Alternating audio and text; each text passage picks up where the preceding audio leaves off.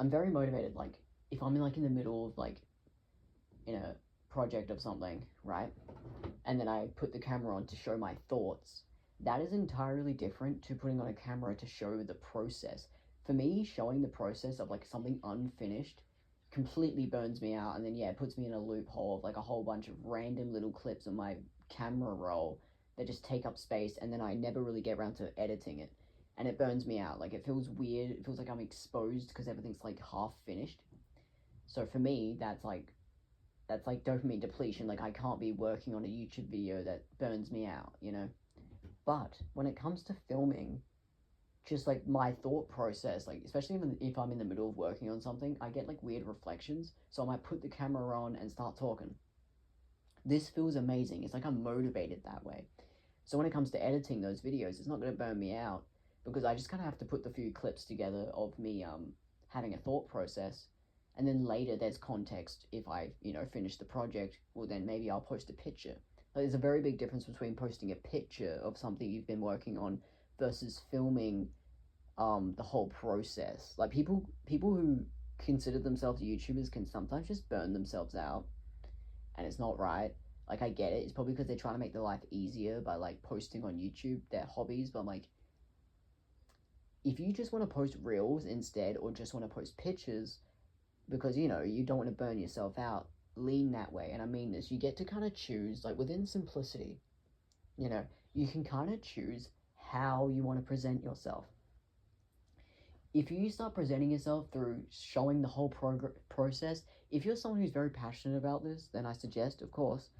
But if you're someone who's more passionate just kind of about the atmosphere or the way something looks afterwards, you're better off just kind of posting pictures of it, or maybe like a reel, or maybe like a before and after, more so than actually filming a whole entire video of the process. You will just burn yourself out. Like, the act of, like, when you're in the middle of working on something and setting up a camera and then going back to doing it, this can literally burn you out. You can literally burn yourself out by just setting up a camera the whole time.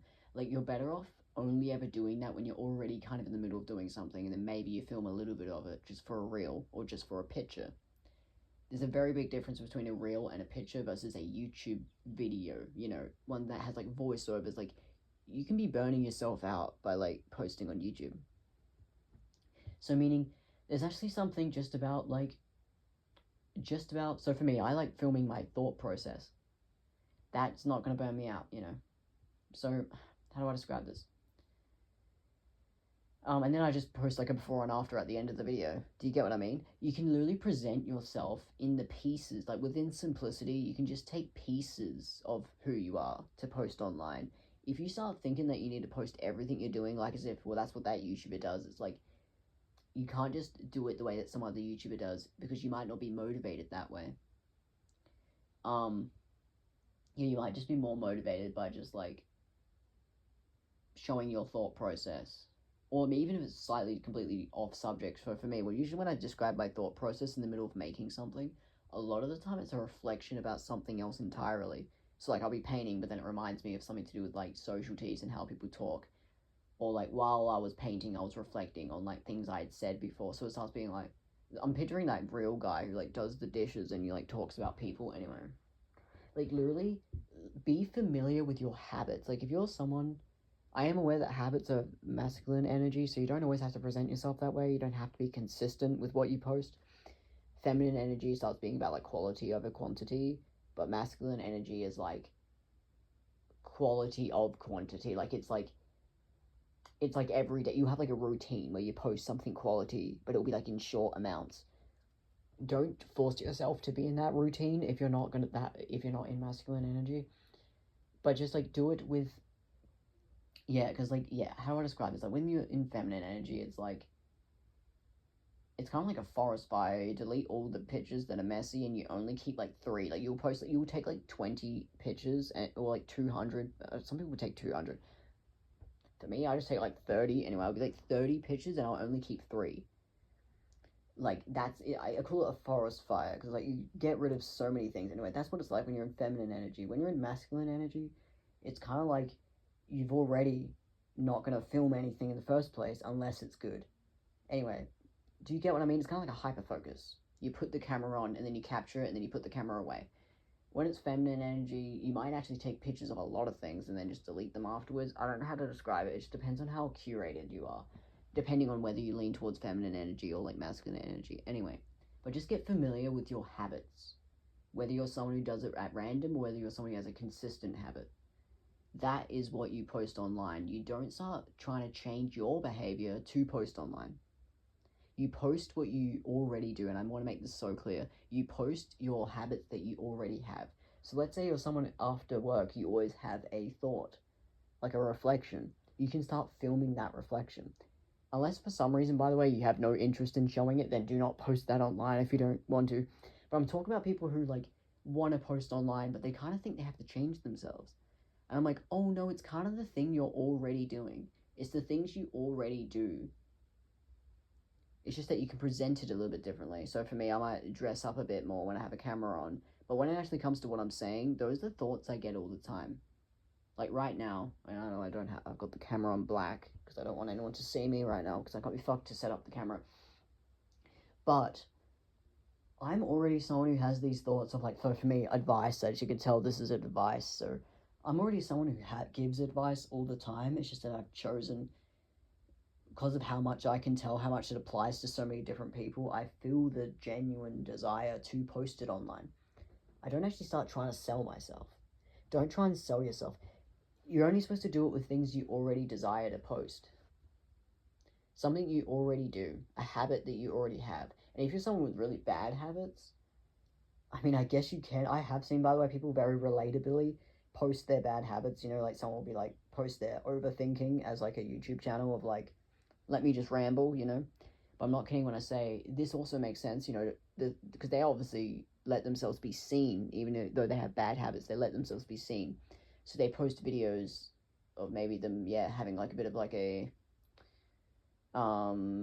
rant, you know, and it makes sense because even if they delete the video later, and I mean this by the way, even if you delete a video later, I mean, maybe this doesn't apply to people who are already famous, but most people, if you delete a video later, people will forgive you for what you posted, and it makes sense. Like, some people do have to learn by posting something that's kind of messy, and then later go, I don't want to be seen that way anymore, and then delete the video. So let's say you used to always post rant videos, but then now you're a bit more clear-minded. You might want to delete your old content, or you might want to leave it up. But either way, though, you need that feedback loop of just posting.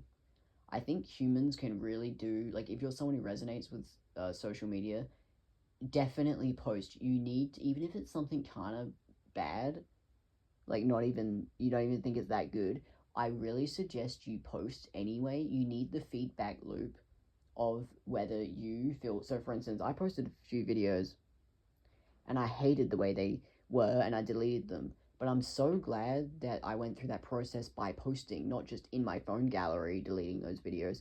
I'm so glad I posted them.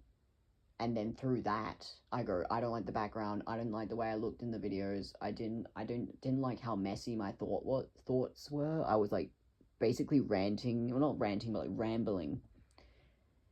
But I'm so glad that through that feedback loop of me posting it and then regretting posting it, that was the feedback loop I had to go through. So I'm so glad I posted it. Because there's a few videos that I never posted that, I deleted in my photo gallery, but I'm so glad that there was so many videos I did post that now I go, ugh, I just can't believe I posted that and deleted it. And the background, especially the background, oh my god, my room was so messy at that time. Or you would always be like a random piece of furniture that just was not aesthetic at all. Anyway, it means what it means. You could see my lack of clear-mindedness, so I deleted those videos. But it's like therapeutic. Or another one is deleting a channel. You might be like, especially if you've only got like a few subscribers. I had like 6. And for me, I was posting on my personal, so I was like, let me just delete these videos and just start a new channel. So yeah, those ones. And now it's just gone back to my personal account, and then obviously it's got no videos on it. And then now I just have a new account. Anyway, that whole process of kind of just letting things out there, that is really the process of how to exist as a person. This is where you get the whole letting yourself be seen.